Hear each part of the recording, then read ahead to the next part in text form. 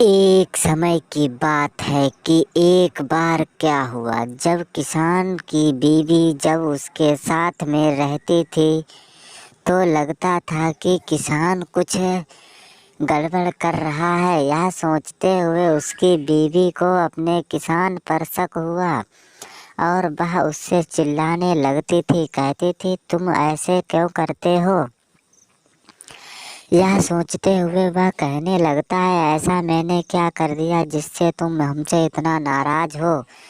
यह सोचते हुए वह कहती है, चलो ठीक है, मैं तो यहाँ से जाऊंगी पर तुम्हें से मैं पूछ कर जाऊंगी। यह सोचते हुए जब उसने चुड़ैल के साथ किसान का अफेयर देखा तो वह कहती है, अरे ये तो चुड़ैल हमारी सौतन है, अब क्या बनेगा।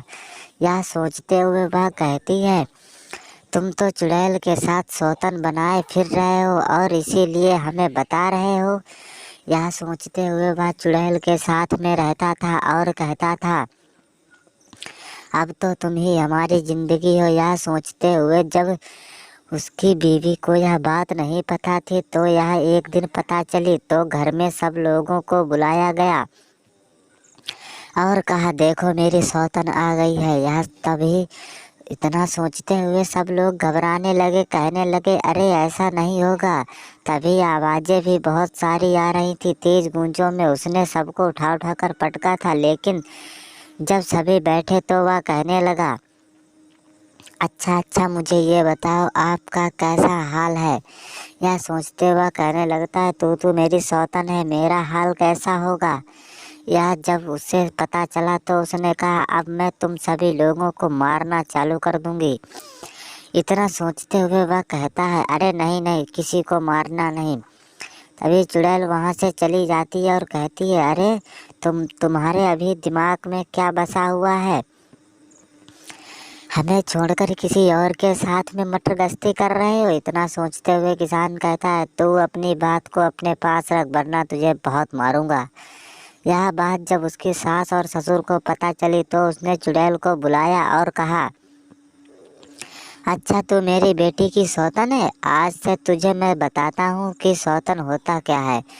और यह सोचते हुए चुड़ैल उसकी तरफ कहती है, ओह तुम मुझे बताओगे। वह कहती है, हाँ अभी मैं तेरे को ही बताता हूँ कि कैसा नजारा आता है और कैसा नहीं।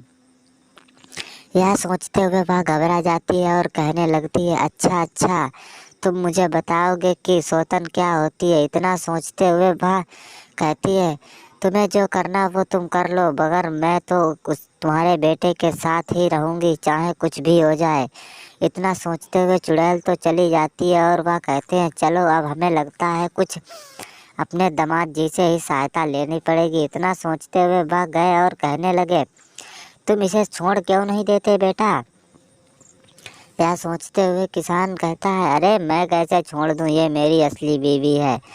अरे यह तो देखते हुए नज़ारा सब लोग बेचारे कहते थे, अरे तुम ये क्या कर रहे हो, तुम्हारी बीवी हमारी बेटी है, ये तो सौतन है, चुड़ैल है, ये इससे नहीं तुम्हारा कुछ हो पाएगा। इतना सोचते हुए वह कहता है, मैं इसी के साथ में रहूंगा चाहे कुछ भी हो जाए। यह सोचते हुए वे कहते हैं, चलो ठीक है।